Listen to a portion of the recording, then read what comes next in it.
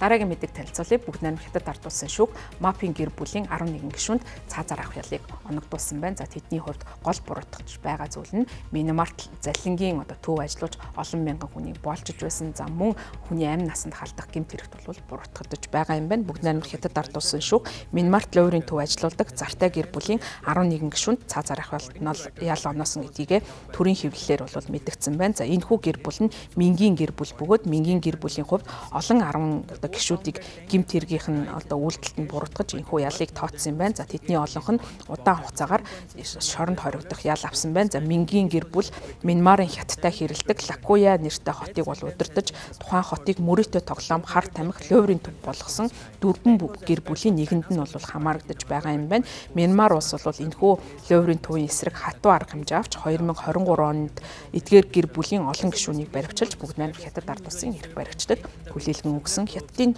төрийн CCTV телевизийн мэдээлснээр Мингийн гэр бүлийн 39 орчим гишүүнийг бол даваа гарагт зүүн хойд нутгийн Бинжоу хотод бол ял ногдуулсан юм байна. Цаазаар авах ял авсан 11 гишүүнээс гадна өөр 5 гишүүн 2 жил хоригайлт шийдэгдсэн бол 11 гишүүн нь бүх насаараа шоронд хоригдох. За үлдсэн хүмүүс нь 5-аас 24 жилийн хоригайлт авсан гэсэн ийм шүүхийн мэдээллийг олон нийтэд хүргэсэн. 2015 оноос хойш энэхүү Мингийн гэр бүл болон бусад гэмт бүлэглүүд нь харилцаа холбооны сүлжээнд суурилсан заллин, хууль бус казино, хар тамхины 8 биеэ үнэлэлт зэрэг гэмт хэргийн шинжтэй үйл ажиллагаа явуулж байсныг нь шүүхээр тогтоосон байна. За тэдний явуулж байсан мөрөөдөө тоглоом болон луурын үйл ажиллагаанаас нийтдээ 10 тэрбум гаруй юаны ашиг орлого олж байсан гэдгийг шүүх тогтоосон байна. За өмнө нь бол тэдгээр гэр бүлийн үйл ажиллагаатай холбоотой казиногийн орлогыг бас тооцож байсан. За тухайн гэр бүлийн хувьд жил бүр казиногоос хэдэн тэрбум ам долларын мөнгийг олж үүнийгээ бол угаадаг байсан гэдгийг бас өмнө нь хийсэн судалгаагаар тогтоосон байна. За түүнчлэн Мингийн гэр болон бусад гэмт хэргийн бүлэглэл нь луурын хэд хэдэн төв ажиллуулж байхдаа хэд хэдэн ажилчныхаа амь насыг хохироосон. За тэр дундаа хятад руу буцаж ирэхийг хүсч байсан хүмүүсийг нэг удаагийн үйлдэлээр будаж хороосон гэмт хэрэгт буруутгагдж байгаа юм. За хятад болон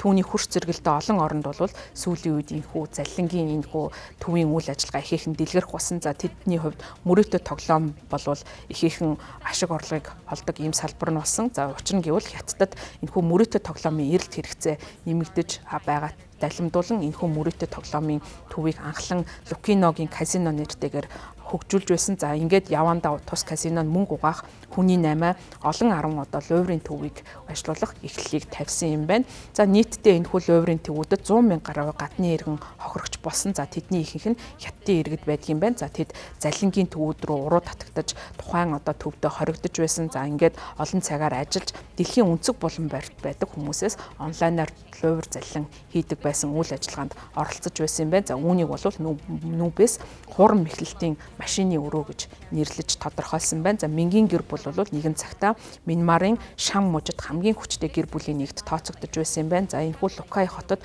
доор хаяж 10 мянган ажилтнтай луурын төв ажиллаулдаг байсан. За хэдгээрээс хамгийн алдартай нь ажилчдаа бас байнга зодож гэмтээдэг мөн тамлан зовоодог гэгдэж байсан Crouching Tiger Villa нэртэй зохицолбор байсан юм байна.